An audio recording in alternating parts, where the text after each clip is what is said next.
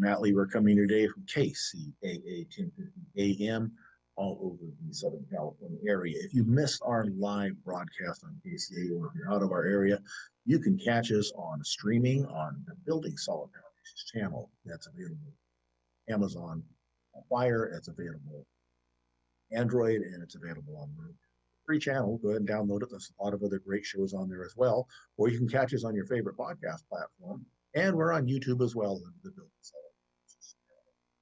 I'm your host, Steve Matley. Today, we're going to talk about some common mistakes to avoid for entrepreneurs and startup business owners. I've owned multiple businesses. I guess people use the term serial entrepreneur, but I've never been in a business that made cereals, so I guess I'm just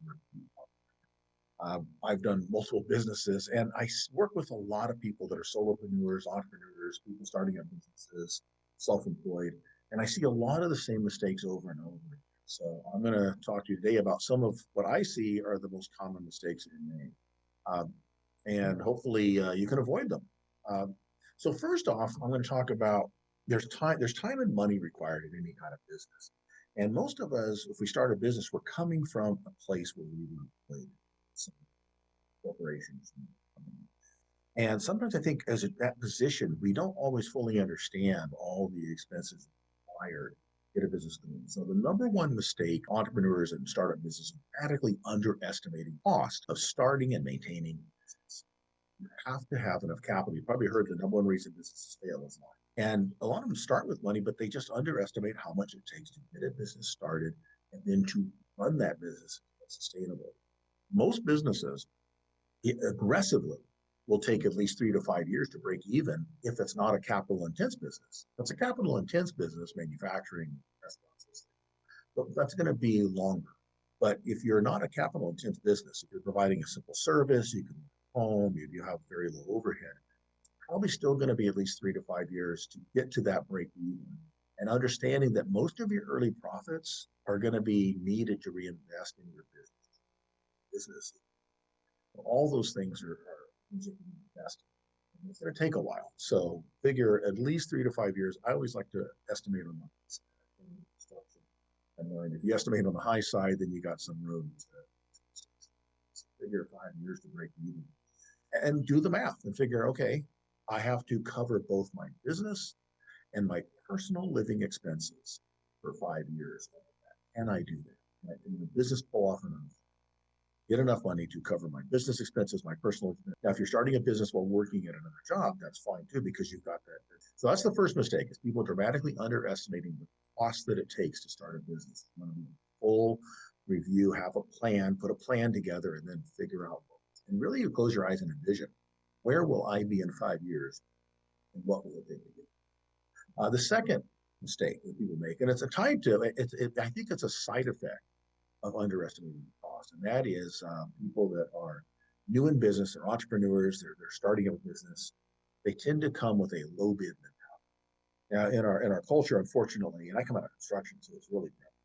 People have this lowest bidder idea that everybody provides the same services. So if I want to find a marketing person, I find an accountant, I need an attorney, I need somebody to help me do printing, whatever it is, I just have to find the lowest cost because everybody's the same, which is not really rational. We know that human beings are not all the same. People are not all the same. Businesses are not all the same. One, maybe they gave you a very low price because they're not sure of what their business is, but they're a startup and they underestimated their cost. And what's going to happen is at some point they either may not be in business to serve you, or they may want to charge you more because they just can't get rid of that cost. And that's going to be an unexpected cost. Didn't budget because you thought that was valid. Number two, maybe they're hoping for scope changes, that you'll get in at a low price and then you'll have things that weren't included exactly in the scope of work, contracted for it, and they can charge you change orders. And then there's the whole issue of quality. A lot of times the lowest cost is someone that's not busy while other people are charging more because of their capacity. And the person that's charging the low is the one person that doesn't have a lot of business. And so you have to be careful with that. That's not always the case, but you have to watch out with that. Watch out that you're going to get the quality level you want, because there's an old saying that there's nothing more expensive than saving money. So qualify. It's okay to take the lowest price if it's the lowest price among very qualified providers. So that lowest bid mentality, and understand that not all are created equal, and there's a wide range of quality, experience, compatibility with what you're doing, punctuality, getting things done on time, integrity, all those things you need to really look for. So if you can find someone that's fully vetted and been referenced to you by a lot of people you trust, and they happen to be the lowest price, then that may be a good deal. And this is another side effect, I think, of underestimating the cost of starting a business, is the something for nothing mentality. And I deal with people like this now and then, all kind of parasites. And I that's a horrible term, but here's what I'm talking. These are people that go out and they make connections, they go to networking, and what they're really looking to do is steal other people's ideas, steal other people's clients, steal other people's products, steal other people's programs to kind of do for themselves. They're basically looking for a lot of free information, a lot of free research without doing it. So it's not a very ethical thing at all. And I find these kind of people are out there, and they come in and they're stealing intellectual property from people to reproduce and do it themselves because they don't have the skill and the talent. These are people that are looking at marketing ideas, and they'll talk to you in a session and steal your best idea and do it themselves, or give you no credit for it, and those kind of things. They'll steal your sayings or your slogans, and a lot of different things. And I find this one of the most disturbing things I've experienced personally was a good friend of mine started a networking group, and they were meeting in person, and there was a particular group they were meeting in a city here in Southern California, and really put a lot of their time and effort into establishing it, setting up a program, recruiting people in, creating connections, following up, the emails, the social media, all the stuff to build up a small networking group that had an opportunity to grow. And then one of the people in one of the meetings, literally decided, I'm going to leave, and announced it to everybody and said, I'm starting my own group that's going to be closer. I'm going to charge less, and all you people are invited. So essentially was taking what that person had built into a networking group, let them do all the hard work, and said, now I'm going to start my own and basically duplicate it and steal all the clients that you have developed. I find that to be appalling, and it does happen out there. The good news is when that happens, you can identify people that you don't ever want to. And I can deal with mistakes and errors, even people that are sometimes rude because they're having a bad day or something. When I really don't, basically out talking to people, meeting people, doing things, and make it their own. And I find that to be cool. So I think some of that may just be character flaw. Some of that may be desperation that comes from having underestimated the cost of starting and maintaining a business. And they don't understand, they can't afford to hire the people up with those ideas, the visionaries that people have to hire for graphic design and copywriting, program development, photography, and video production. So they go and steal. So those are, I guess, the first three things on my list are all related to cost. So start by really understanding what you're going to do, coming up with a strategic plan, knowing where you're going to be in 5 years, and mapping out what does it take to get there, what are the real costs to hire people, do I need to get certificates and licenses, bigger with spaces, what's marketing a cost, what are advertising costs, what are product creation costs, those things, manufacturing costs, products. What is everything I need? Electronics, if you're doing services, equipment I need, computers and tablets and printers. And then that will help you to avoid the lowest bid mentality, and that'll help you to avoid the parasite. Cost is a huge thing in most businesses fail. So there are a lot of help out there. And one thing is, don't try to save money by doing everything yourself. Don't save money in I guess what I would call unwise ways. I was listening to a presenter once talking to a group of real estate investors saying, if you're really starting out, you don't have a lot of money, you don't need to spend money on hiring an attorney. It's really not good advice. That's not where you want to save money. You can't afford the attorney, you can't afford the investment.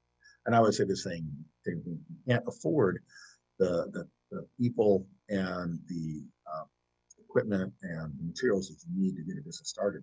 Take some time, save some money, and then maybe try again when you've put all those things in place, because then you'll avoid the pitfalls of running out of money. I got more. We're going to talk about this few more tips. I've got a total of 12 of these we're going to talk about today. This is Building Solid Foundations. I'm Matley. I'll be right back after this short break on KCAA. Don't go anywhere.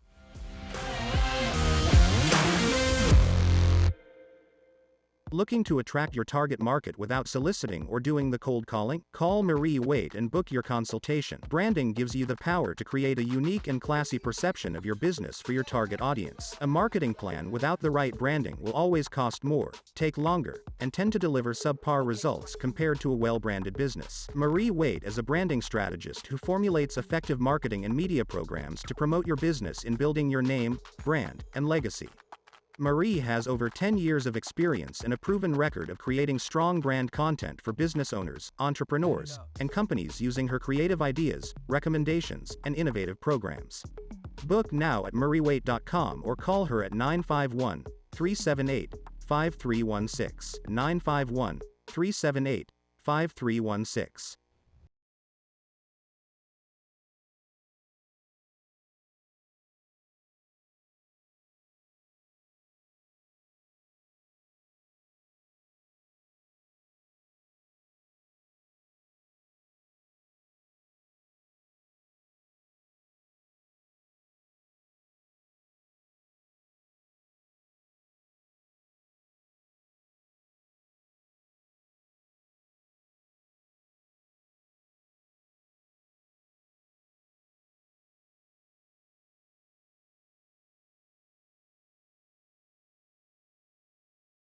Radio.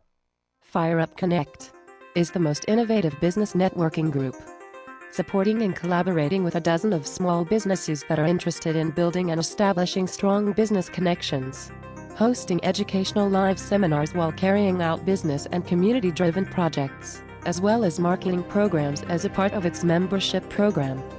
Fire Up Connect also offers virtual assistance with a wide range of services including inbound customer support, chat support, appointment setting and email management, graphic designing, video editing, web design and development, social media marketing, e-commerce solution, content writing and much more. For more information, head on over to www.fireupconnect.com. Fire Up Connect, helping success stories unfold every day.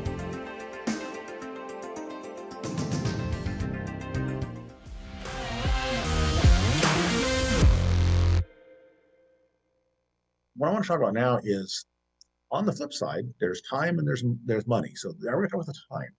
The fourth mistake people make is dramatically underestimating the time that's required to build and grow a sustainable business. As I mentioned when we're talking about the money, it takes at least 3 to 5 years to get to break even if a business is not a capital intense business. If it's capital intensive, it'll take longer if it takes money to get started. It takes time in that time to build your reputation, build your client base, build a portfolio, build a resume. It takes years to do that. And in our, drive-through, microwave, instantaneous kind of culture that we've built, we don't have a lot of patience for that. A lot of times we expect immediate ROIs, but it does take time, especially if you want to do it right, if you want to make it sustainable. There are businesses that can be a flash in the pan, and then that's a problem. You need to build a slow, steady, sustainable business model, and that means estimating a time span that makes sense for your business. Again, just like with the money, you envision where you're going, you figure out where am I going to be in 5 years, and what does it take to get there, and then map that out realistically. I get the idea of the big, hairy, audacious goals and things. That's fine, but you also need to be very realistic when it comes to starting your business. This is what's supposed to sustain you. There's a lot of money and a lot of time you're going to put into this, and you don't want it. So make sure you've given yourself enough time, and don't expect it to start making a profit the first year or the second year. It's probably going to take about 5 years. Again, if you're successful, a lot of that money you start getting is going to be reinvested. And while you're doing that, you're going to build your client base. You're going to build your network. You're going to build your connections. You're going to build consultants you can work. You're going to build collaborators, your reputation, your brand. All that takes time. The fifth mistake people make is think you can do it all, or trying to save money by doing it all. I mentioned before the break the mistake that I heard about trying to save money by not hiring an attorney before getting into real estate. You're not an expert at everything, and you don't want to save money at the wrong places that put you in this situation. Nobody can be an expert at everything in KCAA. You're not an expert in finance, sales, customer service, IT, marketing, law, accounting, web design, media, human resources, operations, cost control, writing, public relations. Nobody knows all that stuff. And all those things are necessary for a business. Those are all very unique, different, and diverse skill sets and that take experience. And so you have to understand you can't do everything. Be willing to have other people step in and do things. I used to do an exercise for real estate agents when I talked with them about building their real estate as a business, not just I'm not just a licensed person going out there, I'm a business. And I would create an organization chart that had all those functions I just listed before in an organization chart that a company would have. And then I'd put their name in every single box and say, see, you went from having a full-time job to this, where now you have this 25. That's why you're so tired and exhausted. So I tell them, find the first box you want to give away to someone else. Now, 9 times out of 10, it was the finance and accounting. Themselves and taxes. So that's great. So there again, we budgeted enough money so that as we grow the business, we can hire other people to do the things that we don't want to do or don't do well. So that frees our time up to go do the things, use our skill set, our experience, to do the thing that our business generates money with, instead of doing all the support stuff that other people do. So bookkeeping, web design and the management, social media posting, content for social media, a lot of that stuff can be hired out to the people. Now, if you love doing that, or that is your business, then by all means do that and then outsource other things. That's related to thinking that you can serve all customers. So the other mistake people make thinking you do it all is to serve everybody. I talk to people and say, okay, who is your product for? Who's your service for? Well, everybody in the world can use this. So think of a product that is after the mass market. McDonald's is advertised to everybody, right? But it really isn't. There's a lot of people that don't eat meat. There's people that eat junk food. There's people that fast food. So there's a lot of people that don't eat that, even though it's mass marketed to everybody. Even they know that they have a target market and they're not going to. So know who your market is. Know who you are trying to sell to, and focus on that. Okay, so 1, don't try to do everything yourself to run your business, and 2, don't think that everybody is a customer, because they're not. Know who your customers are and focus. And the 6th mistake that business owners and entrepreneurs start up, trying to market their business using selling mentality. And I mean push selling means I'm going out and trying to push my business. I'm trying to get in. So cold calls, spam emails, concealed flyers, door hangers, unsolicited elevator pitches. I don't know elevator pitches. And they say, what do you do? And you have your quick 20 to 30 seconds on what you do. That's great. But to walk up to somebody and immediately hit them with a pitch, when it's not really solicited, that's that can be annoying.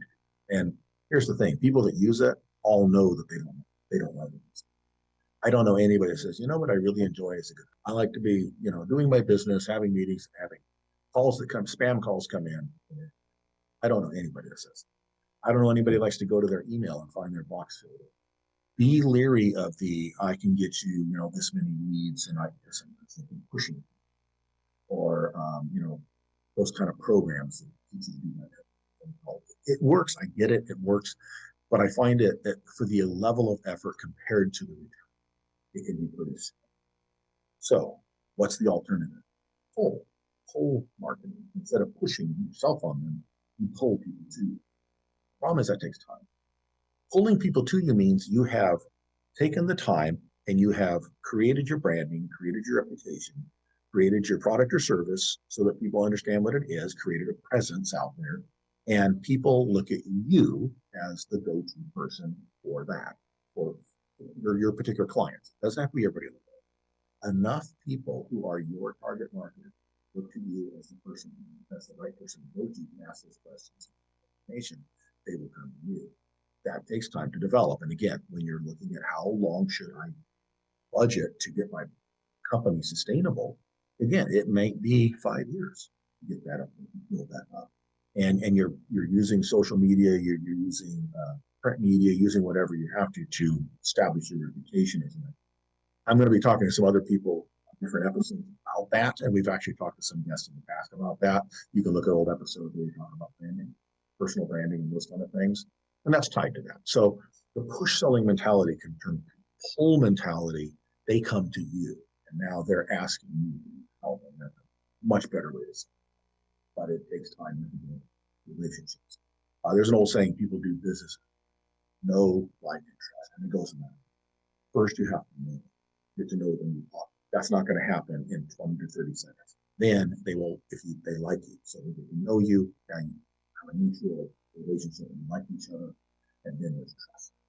And when they know, like, and they trust you for that product or service, or they know somebody who has a need for service, they're using the person to do it. Okay, the seventh mistake that people make is short-term mentality, and that's tied to what I just talked about. Short-term mentality means is the idea of wanting the results now instead of understanding that you have to take time to let your efforts marinate. There is nothing that's going to come quick. You may be able to go out quickly with coupons and those kind of things and get some results. It's going to be very temporary. It's difficult to build customers and it's sustainable. You have to have a long-term budgeting the money and budgeting the time to start your business. Decide, are we in this for the long haul? Is this going to be my business that's going to sustain me? This is now my career. If you have that attitude, then you understand it's not going to return to you in the next 6 months to time. And that is where you can then take advantage of that and look at creating a team around you and do some of the things you can't do in your business. Understanding planning that it takes to get the right customers. And this third, that relationships. Doing networking, creating a name for yourself in the industry. Have that long-term mentality. So avoid the short-term mentality. Understand if you're going to start a business, it's a serious enterprise. It'll take a lot of you, your time, your money, your effort, and a lot of your soul, honestly. And you need to understand it's a long-term mentality in this all. And in the short term, it can be wild. In this segment, we're going to take into the break. In this segment, we talked about avoiding dramatically underestimating the time it takes to do a business, avoiding the thinking you can do it all and serve everybody, avoiding the push selling mentality and embracing the pull mentality, and then avoiding the short term. So that gets us through 7 of the mistakes that I see that entrepreneurs and startup businesses make. We're going to take a short break. When we come back, we're going to hit a few more of these and talk about some more mistakes that are made. I'm Steve Matley. I'm Building Solid Foundations on KCAA. Don't go anywhere. We'll be right back after this.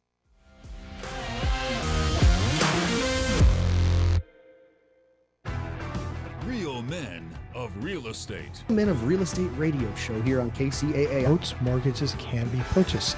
All of us want to live in thriving communities.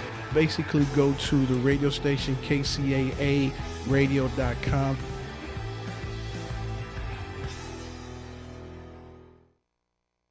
You're listening to Fabulous Lifestyle Radio. I'm your host, Ricky Perry, and we are affiliated with CNBC, NBC News, and Sports, where we broadcast to over 5 million households in the greater Los Angeles area. If you missed our previous shows, you can watch us on our streaming networks on Roku TV, Amazon Fire Stick, and the Android app.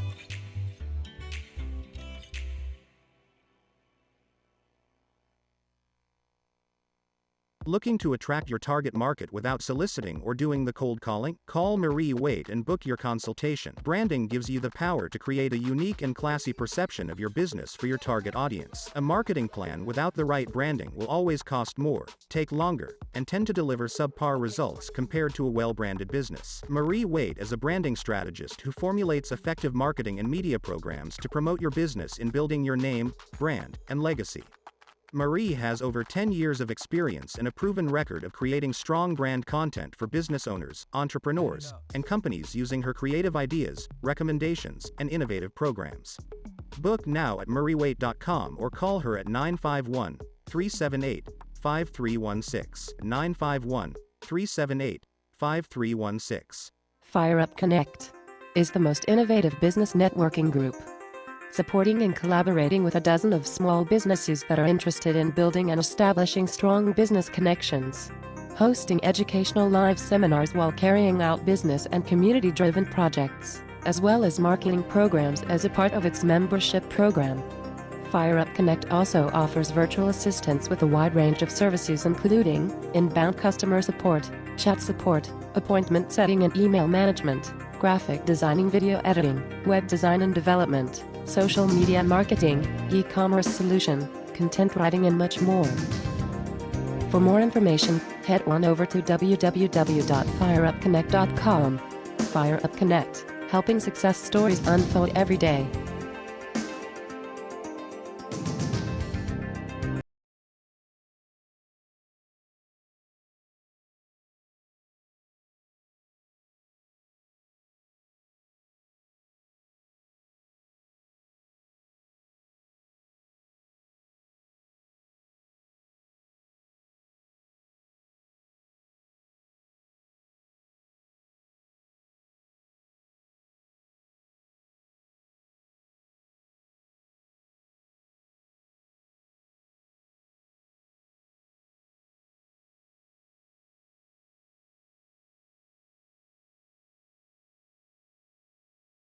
KCAA for Building Solid Foundations Radio.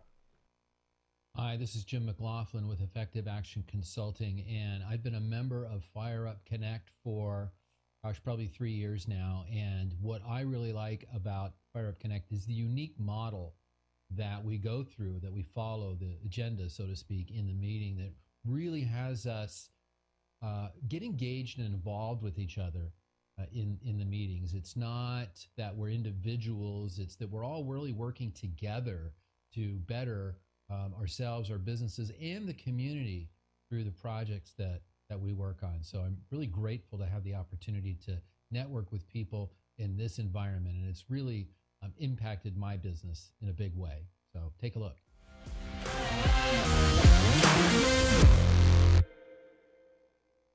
Welcome back to Building Solid Foundations. I'm your host, Steve Matley. We've been talking today about 12 mistakes that entrepreneurs and startup business make. And we talked about mistakes related to underestimating the amount of money it takes to start a business. We talked about mistakes related to underestimating the amount of time it takes to build a business.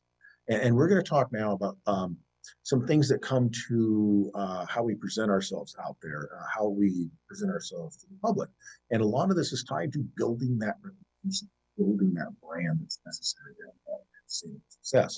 So the 8th mistake that business entrepreneurs and startup business owners make is mixing business and personal. And what do I mean by that? Well, we all have social media, LinkedIn, Facebook, Instagram, TikTok, YouTube is pretty much social media as well. So, and there's others out there, if you use Snapchat or whatever. So there's all these things, and many people I know set up accounts specifically for business. Now may have personal accounts, but they need to keep the personal and the business separate, unless their personal account is always being done tied in direct relationship to their business, and they're keeping the personal side as professional. You want to keep those very, very separate. I'm personally a fan of keeping your personal stuff professional as well too. So there's a few things that I see here.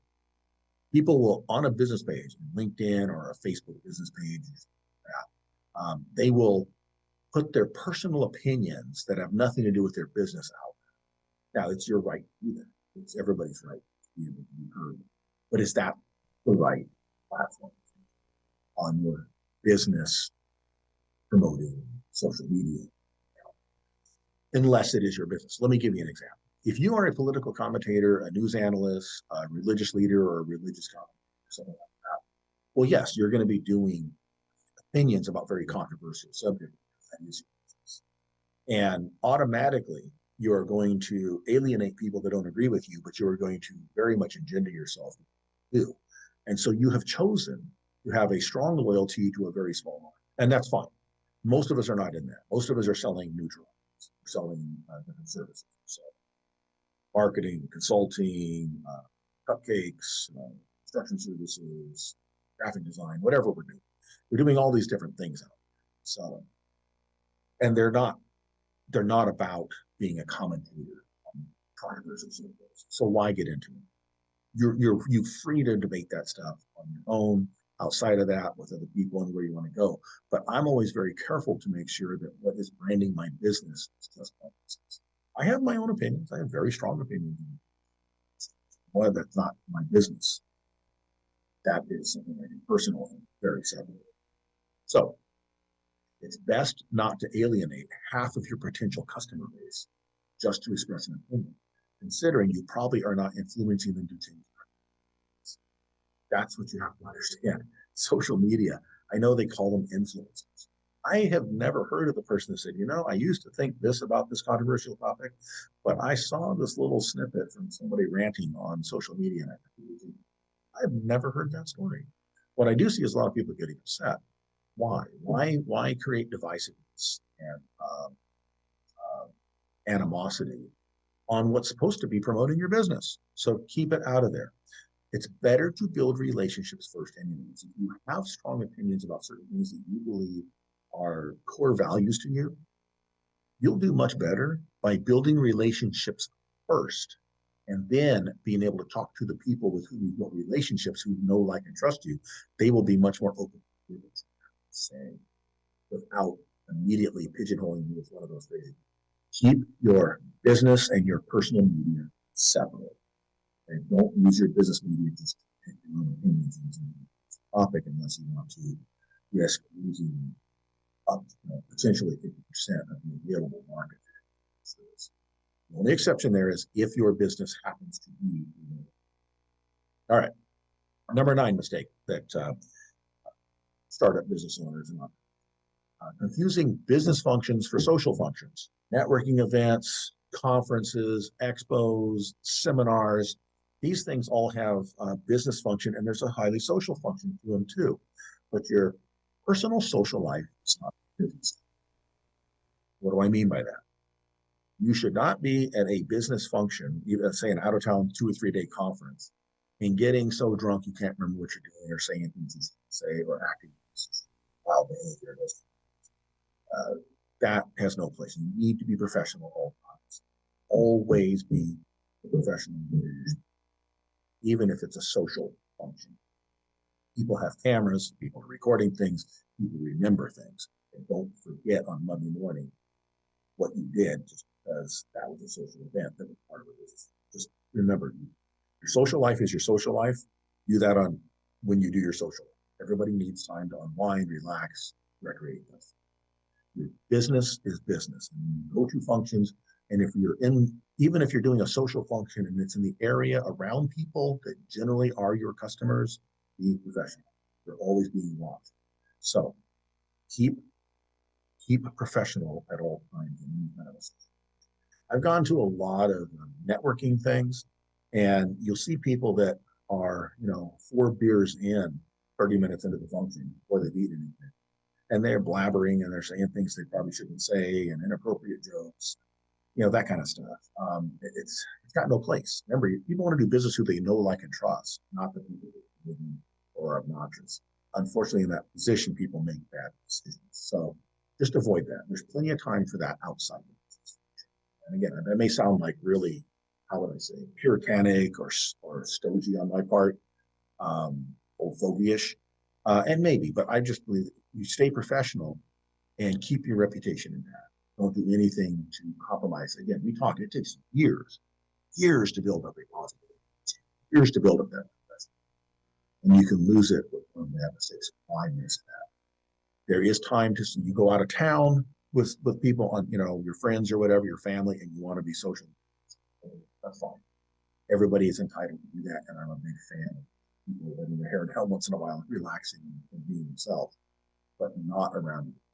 So always be careful to not confuse business functions. Number 10 mistake that's made is it's related to this, is keeping what should be public private and making what should be private public. What do I mean by that?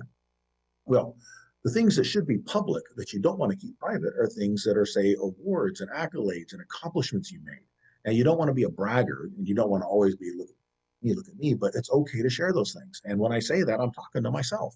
Because if you look at my social media, I am really, really bad at posting things about myself, things that I've done. For example, I was invited to go to London with the group, and I was given several awards. I never even posted it. I just forgot. I never got around to posting it. That should be shared publicly.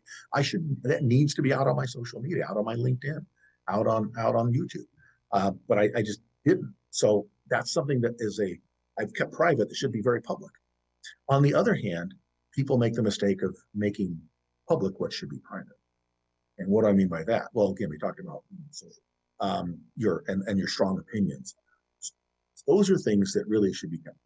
Also, if you have, I've seen people that have a client or a customer that they feel has wronged them, and they decide the way to deal with that instead of head on and talking to that person is to go on social medias. To me, that makes them look much worse than whoever the person was. I think it's kind of a petty and honestly cowardly way to deal with it.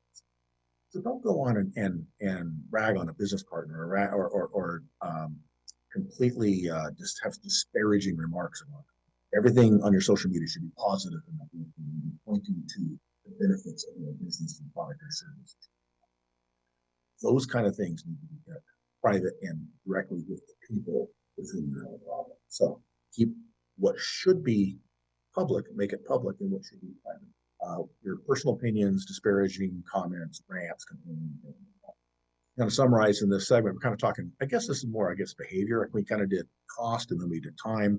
So now we're looking at kind of just behavior things. Again, one is don't mix your business and your personal media. Keep those things in. And two, don't confuse business functions with social functions.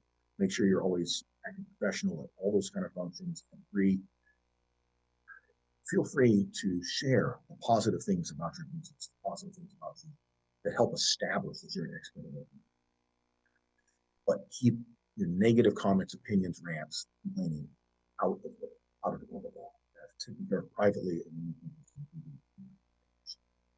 So all these, I guess, ultimately boils down to keep your business and personal side. We're going to take another short break here coming up. And when we wrap this up, I'm going to talk about the last two items that we've gone through. So a quick summary before we go. We started off by talking about the mistakes in this order. First was people dramatically underestimating the cost of starting business. Second was having a low bid mentality. Third was looking for something for nothing, kind of parasites. Fourth was dramatically underestimating the time required to grow and build a sustainable. Fifth was thinking that you could do it all and serve everyone. Sixth was using a push selling mentality instead of a market. And seventh, having a short-term mentality, basically being impatient. Results now instead of taking the time to do the business. Then number 8 was mixing business and personal media. Number 9 was confusing business functions for social functions. And 10 was keeping what should be public private and making what should be private public.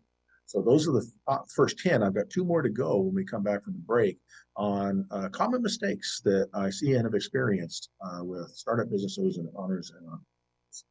This is Steve Matley on Building Solid Foundations, and we'll be right back after this short break.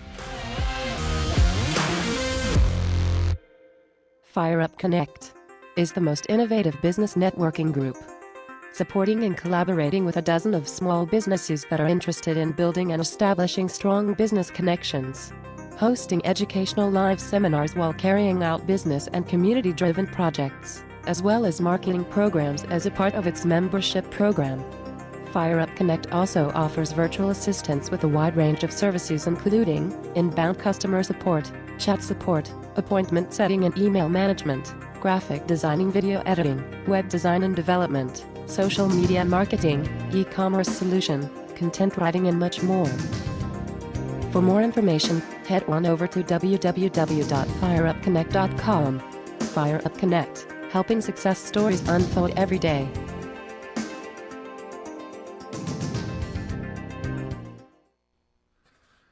This is Steve Matley. Join me every Thursday at 3 p.m. right here on KCAA for Building Solid Foundations radio talk show. I spent decades as a professional construction manager, business owner, real estate developer, and a college educator, and I enjoy learning new things from other people. We talk a lot about real estate, business, and finance, but we cover a diverse range of other topics as well.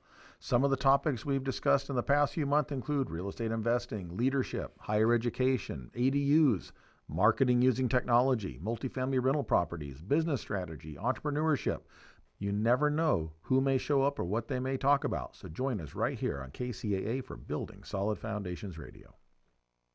Hi, this is Jim McLaughlin with Effective Action Consulting, and I've been a member of Fire Up Connect for, probably 3 years now. And what I really like about Fire Up Connect is the unique model that we go through, that we follow, the agenda, so to speak, in the meeting that really has us get engaged and involved with each other in the meetings. It's not that we're individuals, it's that we're all really working together to better ourselves, our businesses, and the community through the projects that we work on. So I'm really grateful to have the opportunity to network with people in this environment, and it's really impacted my business in a big way. So take a look.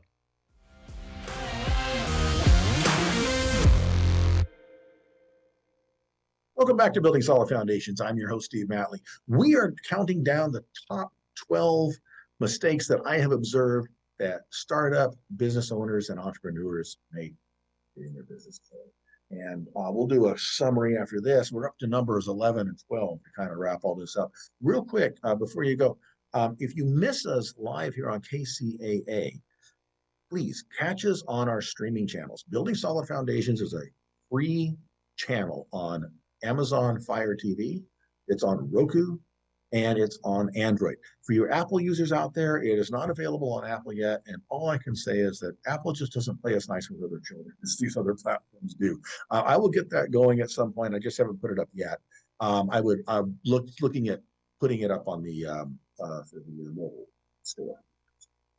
So I'm going to focus on getting that done at some point coming up. But for right now, it's on the other three platforms. We're also on quite a few of the podcast platforms. You can catch us there. We're always on the archives on KCAA.com. KCAA Radio. KCAA.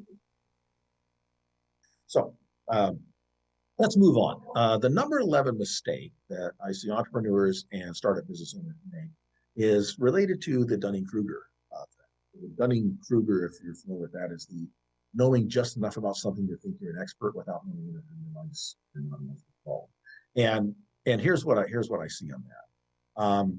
I see a lot of people out there that start up a business to provide a service that they're not really that much of an expert, but they think they are. And why do they think that? Well, because they took a class, they went to a seminar, they read a book, they got a little certificate, maybe they finished a degree program. None of those makes you an expert. Those are good starts. Those are excellent. I recommend all those things. And if you did all those together for a particular topic, you would be on your way to really learning and having a great foundation in that. But you're not yet an expert. An expert is someone that has done all that over a long period of time, continuously learning, and has experienced it and has done it. I see a lot of people that are trying to sell services to other people that they themselves have never really done themselves. That they have not, it's like hiring a trail guide to take you on a hike who's never hiked. They've not been in that national. Maybe they've been in the national park and hung around at the campsites all the time, and they talked about it, and they read the maps, and they go to they watch all the videos on it, and they go to the training sessions. No, you want the person that's actually been down the trail multiple times to take you as the trail guide. And so, and it may seem a little harsh. If you're in that boat and you want to start the business, I'm not trying to discourage you from doing it. I'm saying continue learning and get to the point where you've accomplished it, and then you really have the pedigree to go sell it to someone else. In the meantime, if you don't have that, maybe you need to think of something different you can offer to people that you are really an expert. All of us have some expertise. We've all done something. Nobody is on this planet for decades without having done and accomplished for other people. We've all done things, even if we underestimate it. We all have a fairly robust resume, maybe very niche in one area, or it may be very broad. But those are the kind of things that we can help, things that we know that other people need. Not something that we got in a book or a seminar or a certificate on, and all of a sudden we're an expert in it. And again, the Dunning-Kruger effect is that idea that I know a little bit about it, and therefore I think I know everything. So I worked at college. And there's a second year of college, term they refer to as a sophomore. Why? Well, the sophomore is two words that basically mean why is two. Okay, so it's somebody who thinks they're really smart, but really isn't. And why is that the second year? Well, because I've been through 1 year of college, so now I'm an expert, but I don't realize I'm only 1/4 the way through this whole process, and there's a lot more to go. All I have is 25% basically, and that's why they're called that. It's mentality of I know so much about this. There's 3 years to go, and for a lot of disciplines, another 6 years. So you want to avoid that kind of software. You don't want to just go off because I went to this seminar and learned this, now all of a sudden, and I can go be an expert and tell everybody else that. No, you have to have done it. You have to have been down that trail and to guide other people. So work with other people. Now, what can you do? If you're don't have the experience yet, but you've got the education and you've got connections and you feel like that's really what you want to do, maybe what you need to do is partner up with some other people to help and do that in partnership. You bring that piece of the puzzle, they bring some expertise to it. Maybe you've got more of the education and training. That's a good partnership. You have something they don't, and they have something you don't. And then together, you have the experience and the education. That's a good plan. You want to do that. So make sure that you're doing what you're saying you're an expert at. And so that's the number 11. Number 12 is thinking you've arrived. And what I mean by that is it's good to be an expert. So most people consider me an expert at what I do, land acquisition and construction. And I've been doing it for many years. But I've never, ever thought for a second that I've learned enough that I've got it all. No, I still see myself as a because you have to stay green. If you go into an orchard and you look at the trees, you'll notice all the green fruit is on the tree, and it's not good to eat yet. But as soon as the fruit turns ripe, it drops off the tree and it rots. Don't ever become ripe. You always want to stay green because the green fruit is growing. It's getting better. It's getting larger. It's getting sweeter. It's getting juicy. All the ripe fruit is done. It just drops off the tree, rots, or gets eaten by the animals. Okay? So always stay green, no matter how much you know, how much you've done, how much experience you have, how many decades you have behind you, what's your portfolio and your resume. Always be learning. Always look for something else. I teach in a college. I teach both a bachelor's and a master's degree in construction management. My company does land development, entitlement projects. I have a large pool of private investors that team up with me on these projects. So yes, I'm an expert at that. At the same time, I'm always learning. I'm always digging for new things I can learn, new things to learn. Okay, so in summary, we had 12 items. Don't dramatically underestimate cost of starting a business.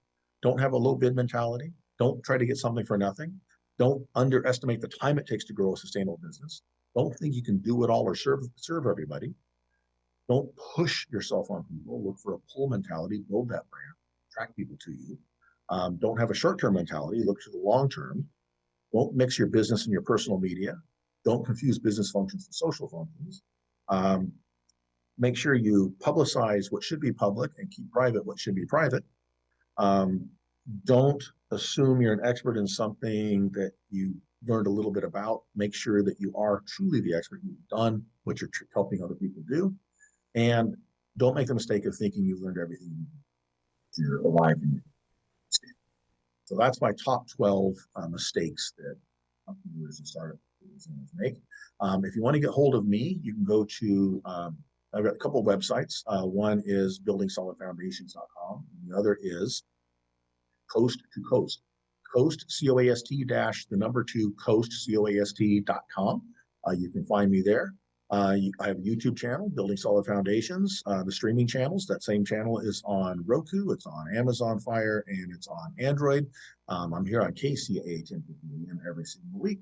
Hope to see you every single week. We have great guests each and every time. Until next week, this is Steve Matley on Building Solid Foundations telling you to go do something different.